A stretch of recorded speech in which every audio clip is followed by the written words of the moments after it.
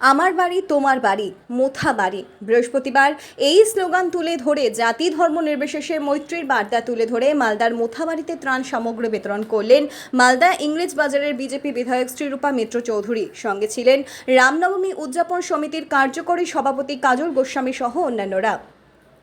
মোথাবাড়ির আক্রান্ত পরিবারের জন্য এদিন ত্রাণ সামগ্রী বিতরণের প্রাক্কালে বিজেপি বিধায়ক শ্রীরূপা মিত্র চৌধুরী মালদা শহরের ফোয়ারা মোড়ে প্রথমে শ্যামাপ্রসাদ মুখার্জির মূর্তিতে শ্রদ্ধাঞ্জলি নিবেদন করেন। শ্রদ্ধাঞ্জলি নিবেদনের পর তিনি হিন্দু মুসলিম উভয় সম্প্রদায়ের মানুষকে নিয়ে চা চক্রে অংশ নিয়ে সম্প্রীতির বার্তা দেন। এরপর তিনি গাড়ি বোঝাই করে মোথাবাড়ি ঘটনায় আক্রান্ত পরিবারগুলির জন্য খাদ্য সামগ্রী, পোশাক, ত্রিপল সহ বিভিন্ন ত্রাণ সামগ্রী বিতরণ করেন। মালদা থেকে বিশ্বজিৎ মণ্ডলের রিপোর্ট। আমি এখনো পর্যন্ত কথা বলিনি। যেদিনকে মোথাবাড়িতে আগুন জ্বললো, যেদিনকে অসুবিধার সৃষ্টি হলো, সেদিনকে এবং তার পরের দিন আমি বহু মুসলিম লিডারদের সঙ্গে কথা বলেছি, যারা মোথাবাড়ির অরিজিনাল মুসলিম লিডার। তারা আমাকে বলেছেন যে দিদি, এই এলাকার মানুষ এগুলো কিচ্ছু করেনি। কোথার থেকে কতগুলো ছোট ছোট বাচ্চা, মানে যারা মাইনর, 14 বছর, 13 বছর, 12 বছর বয়স, যারা খেটে খায়, লেবারি করে, এবং তারা হয়তো এক সময় চাইল্ড লেবার হিসাবে আমাদের এখান থেকে চলে গেছে বাইরে। তাদেরকে কে র্যাডিকালাইজ করলো? কেন তারা ঈদের আগে এসে এরকম একটা ভাঙচুর করে আমাদের মুসলিম ভাই বোনদের নাম খারাপ করলো এবং আমাদের হিন্দু ভাই বোনদের উপর এরকম একটা আতঙ্কের পরিবেশ তৈরি হলো?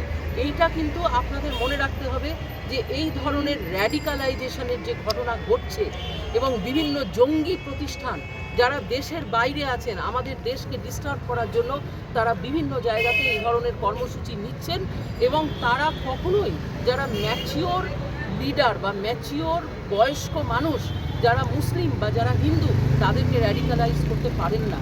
এবং সেই জন্যই তারা এই চাইল্ড লেবার গোছের ছোট ছোট বাচ্চা, তাদেরকে ধরে তাদের মগজ ধোলাই করে এই ধরনের অশান্তির বাতাবরণ তৈরি করছেন, যার জন্য আমাদের আজকে এই বিষয়টা এনআইএর কাছে দেওয়ার দাবি করেছেন আমাদের রাজ্য সভাপতি এবং রাজ্যের এলওপি এবং আমাদের যারা জেলার প্রশাসন আছে।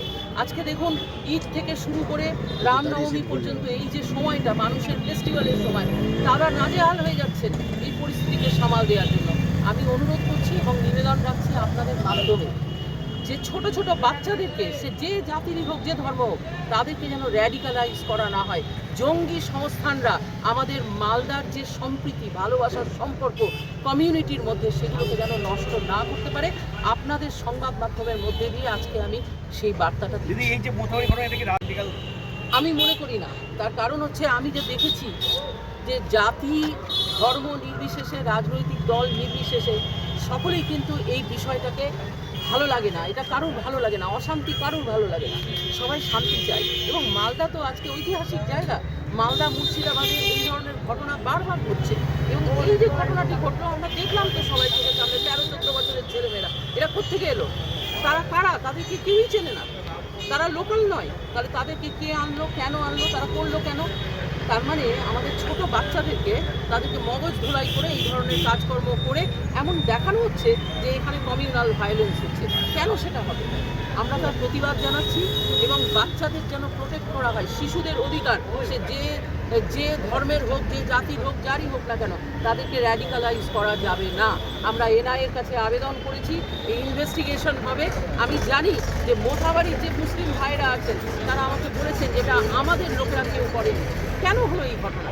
কেন ঘোষেদের হাতে হাত পড়লো, গায়ে পড়লো? একসঙ্গেই তো আমরা থাকি, একই সঙ্গে তো ছানা তৈরি হচ্ছে, একই সঙ্গে দুধ তৈরি হচ্ছে। মোথাবাড়ির মানুষ কোনোদিন এরকম অশান্তি করেননি, আজকে কি হলো? এই বিষয়টা আপনাদের সংবাদ মাধ্যমের মধ্যে দিয়ে আমি জানাতে চাই। সকাল সকাল সবার কাছে বার্তা দিচ্ছি, মৈত্রী, ভালোবাসার সম্পর্ক রাখুন, অহিংসার সম্পর্ক রাখুন। আমরা গান্ধীজির দেশ থেকে বলছি, আমরা যেন নন ভায়োলেন্ট, যে আমাদের গান্ধীজির যে দর্শন, সেই দর্শনকে যেন আমরা অ্যাডপ্ট করে চলতে পারি। মালদার মানুষ ভালো থাক, মোথাবাড়ির মানুষ ভালো থাক। 5টা গাড়ি আজকে পাঠালাম এবং আগামী দিনে যেমন যেমন রিকোয়ারমেন্ট হবে আমি সেভাবে গাড়ি করে আমাদের ইংলিশ বাজারের পক্ষ থেকে পাঠাবো। সকলকে ধন্যবাদ।